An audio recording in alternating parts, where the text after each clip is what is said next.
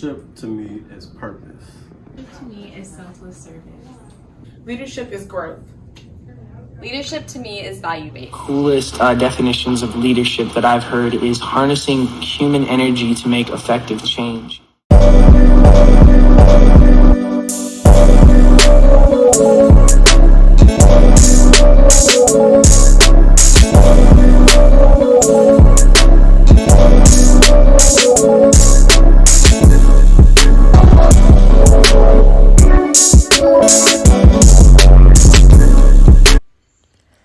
Leadership and service centers are a place for students to find different leadership and community service opportunities. These centers host a wide variety of programs with the goal of enabling students to maximize their potential and reach their goals. They are to help students identify their personal values, grow in their leadership, and explore the ways they can make an impact on their community through service and leadership. Leadership and service centers offer ways for students to be able to become active citizens and effective leaders in their communities through the use of different programs and services offered. This will allow students to enhance their leadership abilities and to be engaged in their communities. During the 1970s, many colleges refocused efforts on leadership development when events such as the Watergate scandal caused institutions to ponder how they taught ethics, leadership, and social responsibility. New forms of campus shared governance, coupled with a focus on intentional student development, led to new forms of leadership development through programs such as assertiveness training, emerging leaders retreats, and leadership targeted towards specific populations.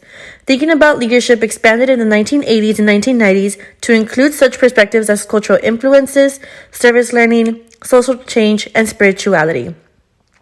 Leadership educators focus on developing leadership models with applicability to the college context.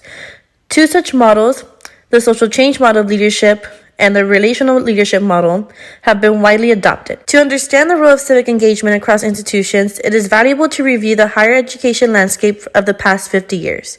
The partnership between higher education and the community became more pronounced as the civil rights movement and social activism of the 1960s and 1970s influenced the role of colleges and universities in civic life.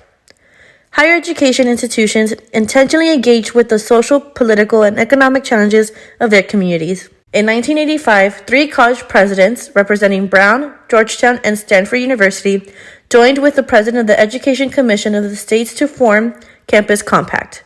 This group became a coalition of college and university presidents committed to returning to and fulfilling the public purposes of higher education. These 2 organizations laid the groundwork for colleges and universities to institutionalize engagement efforts with resources, infrastructure, and technical support for students, faculty, and administrators. It is important to recognize that even though these functional areas are separate, many universities across the nation combine leadership and civic engagement into one office, each having their own history and development. Through leadership and service centers, you can find different leadership programming, service opportunities, and services. Some examples of these opportunities include the Student Food Pantry, the Big Event, and many more. Here is Lamont Davis, a graduate assistant and advisor for Maroon and White, and as well as the Gilbert Leadership Conference, explaining what the Leadership and Service Center at Texas A&M offers. We're wondering what type of services the Leadership and Service Center offer.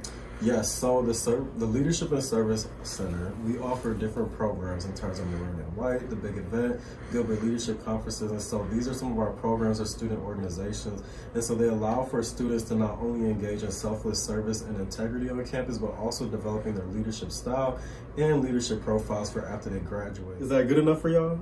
Yes, sir. All right, now get out. I got stuff to do. Oh, okay. Peace, y'all. The staff in these offices promote student learning and development outcomes that are purposeful, contribute to students' realization of their potential, and prepare students for satisfying and productive lives. Strategic planning, supervising, maintaining integrity, model ethical behavior, building teams, coalitions, and alliances.